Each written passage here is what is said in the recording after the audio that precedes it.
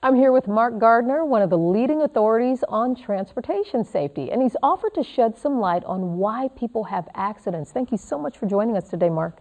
First, let me thank you for having me here today. I think what you're doing is truly first class, and this is a subject that I'm personally passionate about.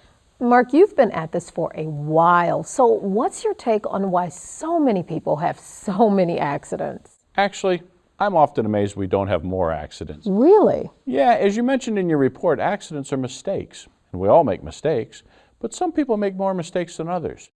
We've been studying human behavior for 3 decades now, with a special interest on why people have accidents. Early on, we discovered some key concepts related to human behavior and accidents, namely risk tolerance, and risk compensation. They're related, but let me take them one at a time. First, the concept of risk. We all face risk on a daily basis. You took a risk coming here today to interview me. We take risk every time we walk out that door, every time we take a bite of food, when we put our paycheck in the bank, or when we buy a new car. Risk comes with everything we do. And guess what?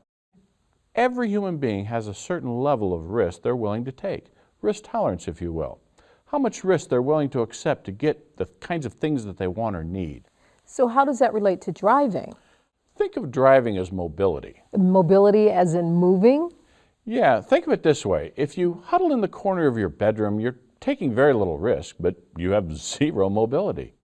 On the opposite end of the spectrum, if you fly fighter jets off of an aircraft carrier, you take huge risks, but you also enjoy incredible mobility. Heck, you can get 1,000 miles away in an hour. But it comes at a price, and that price is increased risk. So how does this explain why people have accidents? There are actually 2 answers. In the first case, a lot of people don't even know about the risk that they're taking.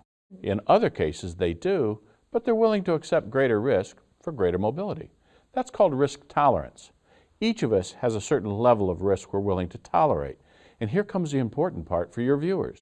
All of the education and training in the world won't change a person's natural tolerance for risk. Really?